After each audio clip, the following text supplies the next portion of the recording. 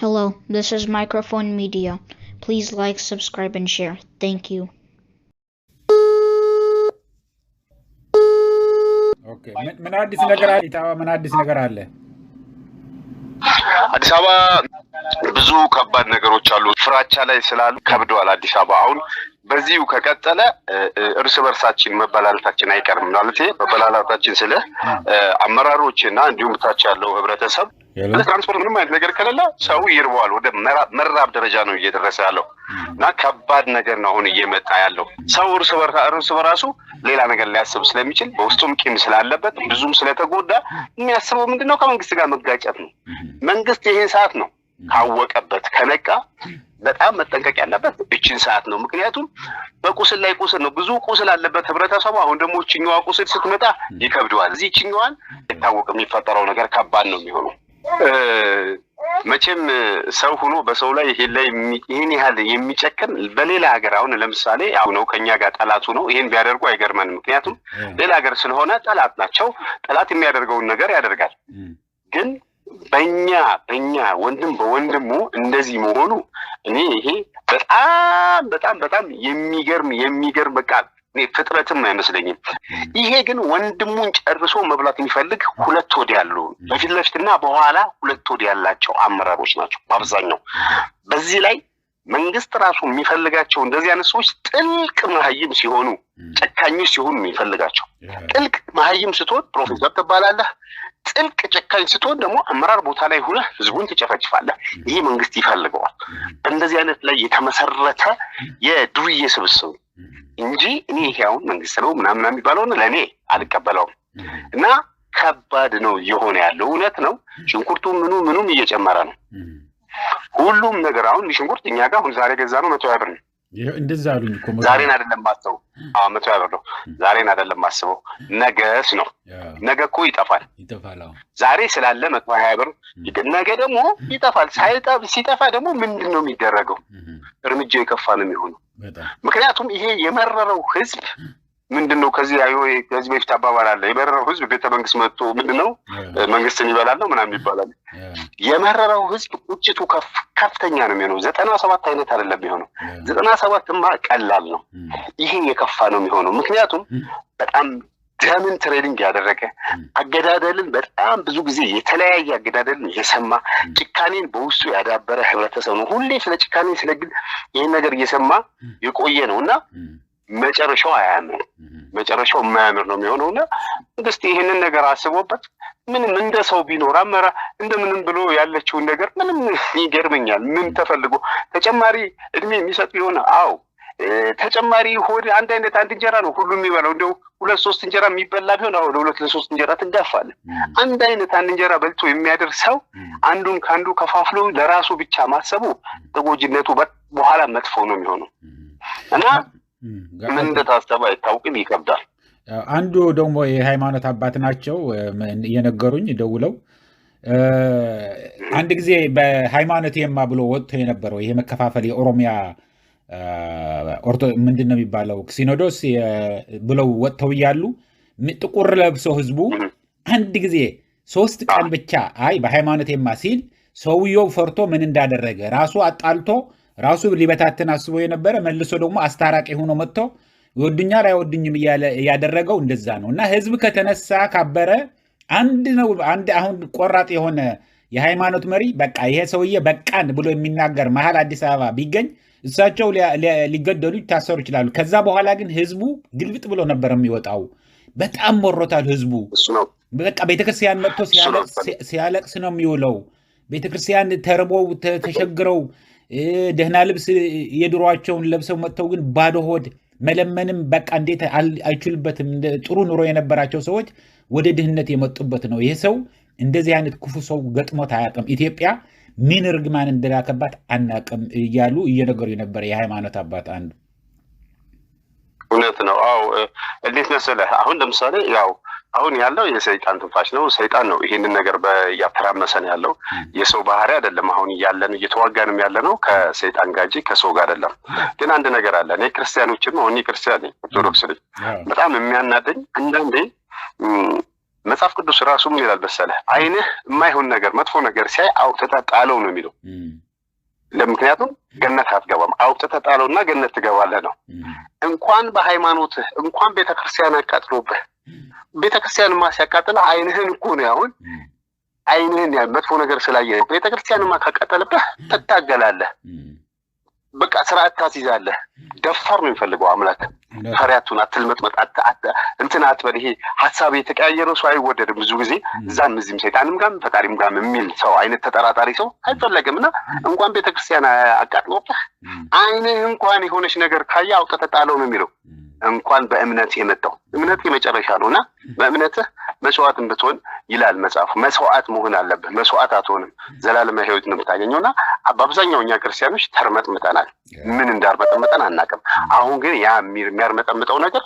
አይመስለኝም አሁን ከፍቶታል ሁሉም ይነሳል ሁሉም አይደለም ክርስቲያኑ አዲስ አበባ ህዝብ በተቀላላ ይነሳል የሚል እምነት ነው ያለኝ ከፍቶናል እኔ መንገድ ላይም ሳያቸው ሁሉ በጣም ያናዱኛል እንዲህ ሳያቸው የሚያደርጉት እነዚህ ደንቦች ምናምን ሲያባሩ እናደዳሉ መንገድ ዘጋሉ ምን እላለሁ እንደዚህ ያን ነገሮች ምክንያቱም እያበጠ እየመጣን ነው ይሄ እንትናችን በደላችን ይፈነዳል አሁን ፈንድቷል ማለት ይችላልና ከባድ ነው አሁን ያለው እየከበደን የመጣው ለመንግስት ያስቸግረዋል መንግስትም ያቀበት ለነገሩ አያቀበትም ማስመሰል ነው የሚችልበት የሚያቀበት ከሆነ የበደለውን ካሳ እንኳን ቢክስ እንኳን ያው ሰው አያምነውም ከዚህ በኋላ ካሳ ምን ቢል የፈረሰባቸው ቤታቸውን እንኳን አፍርሶ ያደረገውን ታውቃለህ የትና ይዳት በለው ነገር ግን እንዴት አድርጎ አባሮ ምንንም አባሮ ቤታቸውን በእነሱ እንትኖች እየሸጡት ነው ፒያሳ እየተሸጠ ነው ካሳንቺስ የተሸጠ ነው መሬቱ ያ ገዢው ሰውዬ ራሱ ገዢው ድርጅት ዛሬ ላይ ይጠየቅ ይችላል ነገ ግን አይበላውም እሱ ነው እኮ አሁን ሰው ሚል ያለው አዲስ አበባን በሙሉ ከነዋሪው አዲስ አበባን ከቆረቆረው 7-8 ጄነሬሽን የኖረበትን አዲስ አበባ የምትባለው ራስዋ መስርቶ የነበረ ህዝብ ነው እንዳለ በትኖት ያለው ደግሞ አንድ ቦታ ላይ ወስዶ አያስቀምጠውም ይሄ ደግሞ ድምጻቸውን ከፍ አድርገው ነው የሚናገሩበት አያፍሩበትም እኮ የሚገርም በኦሮምኛም በአማርኛም ነው የሚያወሩት እና አውጥተው በትነውታል በቃ እንደማይሆን አድርገው መሃል አዲስ እና ወስደው ውጭ አውጥተው ደግሞ ሸገር ከተማ ብለው ቆርጠው ከአዲስ አበባ ለይተው እኮ ነው አኖሮት ያለው የስልክ በጣም የተደወለ ነው ያለው ግን ይሄንን ሁሉ ህዝቡ ግን መቻል መንቀሳቀስ አለበት መነሳት አለበት ህዝብ ካበረ የአንድ ሀገር ህዝብ ቁጥር ያለው እኮ ነው አዲስ አበባ የሚኖረው አንድ ሀገር እኮ ብዙ ሀገሮች አሉ እኮ ከአዲስ አበባ ህዝብ ያነሰ አንድ ወረዳ ቢነሳ ራሱ መንግስት መንቀሳቀስ አንድ አሁን ኮልፌ ቢነሳ ወይ ደግሞ ልደታ ቢነሳ ወይ አንድ ቢነሳ እኮ አይችልም በትክክል በዚቀናቸው አንድ ንግስ አሁን ለምሳሌ አንድ ባለ ክርስትና ንግስ ቢነክስ አንድ ቤተክርስቲያን የሚመጣው ህዝብ ራሱ የአንድ ቤተክርስቲያን ንግስ የሚመጣው ህዝብ ራሱ ቢል ያልቅለታል አይደለም ሁሉም ቤተክርስቲያኖች አንድ ቤተክርስቲያን ሰው ልቦናው በቃ ተመታ የሚያነቃቃው ጠፋ አሁን አገሪቱ እየተሸጠች ነው አገሪቱ እየተሸጠች ያለችው ናለች ስለዚህ በህይወት እያለሁ ደግሞ አባቶቼ ሙተው ያስረከቡኝን አዲስ አበባ ሙተው ያስረከቡኝን ሀገር መልሼ ለባንዳ ልሰጥ አይገባም እኔ ልጆቼስ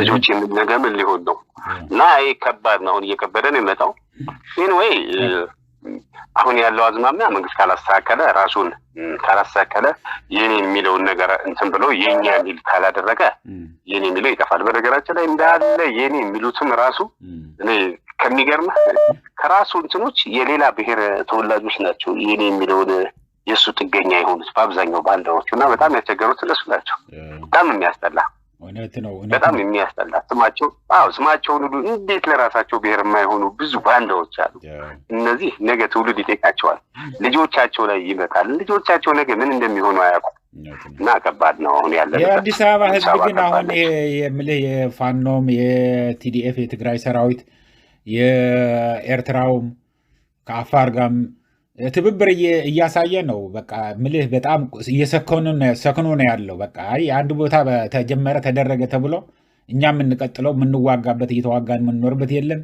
የሚበትነን ይሄ ሰው ነው የመጣ ክፉ ሰው ነው የመጣብን እንኳን ለማንንም የማይሆን እኮ ነው ይሄ እኮ ስማ ኦሮሚያ እኮ እንደ አሁን መጥፎ መሪ ገጥሞት አያውቅም በታሪክ ገጥሞት ህዝቡ በሙሉ እኮ አልቀዋል ወጣት የሚባል እኮ የሚረግፍ ያለው ከደቡብና ከኦሮሚያ የሄደ እኮ ነው አማራ ክልልም ትግራይም የትም ቦታ እየሄደ የሚረግፍ ያለው እንደቀጣል ሱዳን አሁን ደግሞ ልኮዋቸው የሚያልቁ ያሉት ከዛ የመጡ ናቸው ስለዚህ ለማንም የማይሆን ሰው ነው እውነት ለመናገር የኦሮሞ መንግስት መባል የለበትም ሆን ብሎ ውሸት ነው እኔ ምለ ኦሮሞ አይደለም ግን ኦሮሞ ግን እንዳሁን መጥፎ ሰው ገጥሞና ያቀም ነው የሚሉት እየደወሉ ከፍተኛ ችግር ቦታ ላይ ያሉ ሆኖ እኮ ነው ደውለው ይሄንን እየተደረገ ነው ንገር በቃ የፈለጉ ያርጉን ዘመዶቻችን አልቀዋል ይያሉ የሚደውልልኝ ያሉት ጭራሽ ለኦሮሚያም ለህዝቡ ለራሱ ለኦሮሚያ ክልል እኮ አይሆንም ይሄ መንግስት ኦሮሚያንም ራሱ እኮ እየጨፈጨፈ ነው ያለው በኦሮሚያ እኮ ተማረው ነው ያሉት አንደኛው እኮ ኦሮሚያ ክልል ያለው አንፈልግም ብለው የተነሱት እነሱ ናቸው እንደውም መጀመሪያም ሌሎችም እንዳለ አሁን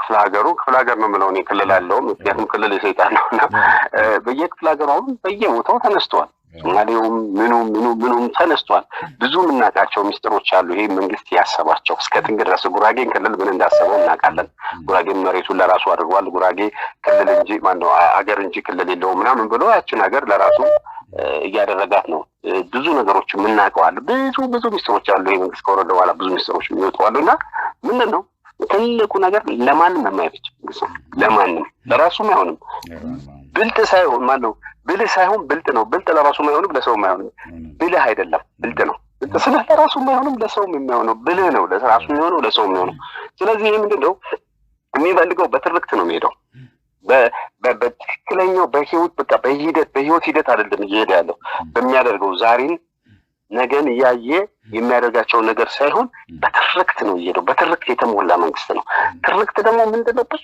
ከዚህ በፊት እንደዚህ ትርክት ነው ውሸት ነው ምንልክ እንደዚህ ያደረገ ምናምን ይሄ ትርክት ነው በቃ ይሄ ፖለቲከኞች እድሜያቸው የሚያራዙምበት ነገር ነው ግን በተቀላላ ስሜኑን ማፍረስ ፈልጋል ይሄ ሰውዬ እንደ ሐሳቡ እንደምረታው ከሆነ ስሜን የሚባለው ስሜን ላይ የሚገኝ ብዙ ነገሮች አሉ የኢትዮጵያ መሰረቶች ስሜን ላይ ነው ያለው ይሄንን አፈራቾ ስሜኑን በምንም ምን እርስ በርስ አባላልቶ ትግራይን ከአማራ አማራውን ከምናምን አባላልቶ እሱ መንገስ ነው የፈለገው ይሄ ደግሞ ቃል አለው ፈጣሪ አለ እንኳን ልትፈርስ ይቀርና አይደለም እንደዚህ አይነት አንድ ተራ ሰው ይቀርና ሰው አይደለም ያው ሌላውን ቢመጣ ያፈርሳት ምክንያቱም ቃል አለው ኢትዮጵያ የራሷ የሆነ መሰረት ነገር አሉ ብዙ ሚስጥሮች አሉ ብዙ የተሰወሩ ነገሮች ብዙ የተባለላት ሀገር ነችና ያንን ለማፍረስ በስሜታዊ ሆኖ ይሞክራል ሰው ያልቃል እርግጥ በመድር ላይ ሰይጣን እስካለ ድረስ የሰው ልጅ ብዙ ይሞታል ብዙ ያልቃል ምክንያቱም ስራው የሰይጣን ስለሆነ ምክንያቱም ያለቀ ነው ያለው አሁን የሚጨርሻውም ዘመን ስለሆነ አንድ አራተኛው ሲሶ አለ አይደል ይሄንን ለመጨረስ ካሁኑ እየጨፈጨፈ ነው ያለው ኢትዮጵያ ውስጥ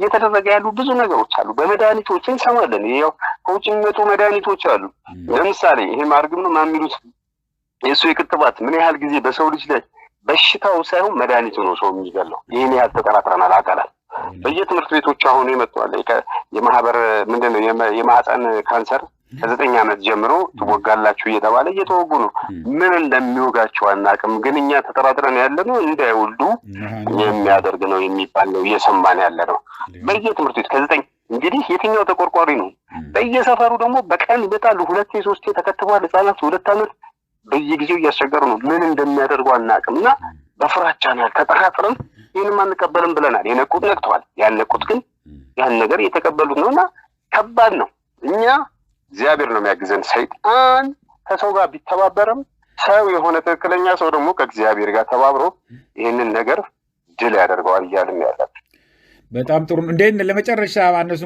ማወቅ መፈልገው ደግሞ ህዝቡ ይተማመናል ግን አሁን ለምሳሌ ታክሲ ውስጥ ጸጉር አስተካካይ ጋር ምናምን ስትሄድ ነፃነት ተሰምቶ ታወራለህ ሰው ያወራል ስለ መንግስት ወይ ተፈራርተህ ነው ዝም የምትለው አብዛኛው ምን አለ መሰለህ አሁን ያለው ይፈራራል እኔ ለምሳሌ ግልጽ ነኝ ሳደባለሁ ምን እንደዚህ አልፈራ ምናምን ያልኩ የራሴን ስሜት እንትላለሁ ሰው ግን ረዝም በላንተ ምን ነው እንደዚህ አይባልም ምናምን ይላል ተፈራርቶ ውስጡ ማውጣት ይፈልጋል እኮ እንደዚህ አባል የሆኑት ሁሉ እኮ እንደዚህ ስላቸው አንተ ተው ይቅርብህ እንደዚህ ታሰራለህ ምናምን የሚሉት እንጂ እንትን አይለውም በውስጡ አለ ሰው ደብቆታል መደበቅ የሚችለው ደብቆታል ተቀጣጥሎበት መደበቅ የማይችለው ግንፍልተኛው ደግሞ ይናገራል ፊት ለፊት በቃ ይያዛል አንዳንዴ እንትን ይባላል ግን የትም ቦታ ታክሲም ጸጉር ማስተካከያም ሲል በአብዛኛው ግን ነፃ መውጣት የሚፈልግ ህዝብ ነው በአብዛኛው አንድ ወይም ሁለት ወይም እንትን ቢለው ነው ታክሲ ውስጥና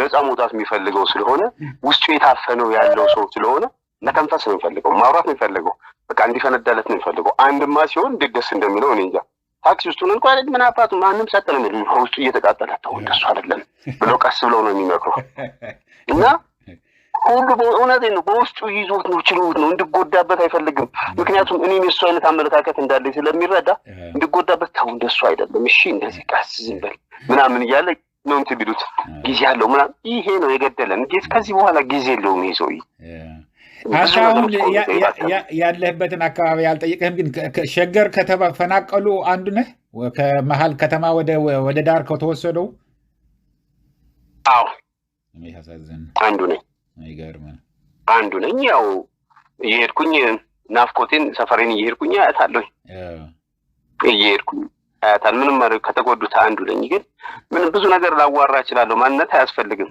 ያው አንዳንዶችን እንትን በለውና እና ሸገር ውስጥ ብዙ አለ እሱን ብትለቀው ደስ ይለኛል ስለ አዲስ አበባ ልጅ ነው በጣም ደስ የሚል ዘፈን ነው ነው እሱን ሰማዋለሁ እሺ አመሰግናለሁ ብዙ ሰዎች እየደወሉ ነው ያሉት እሁድ ስለሆነ በቃ ሌላ ጊዜ እደውልልሃለሁ አንተም ደውልልኝ እሺ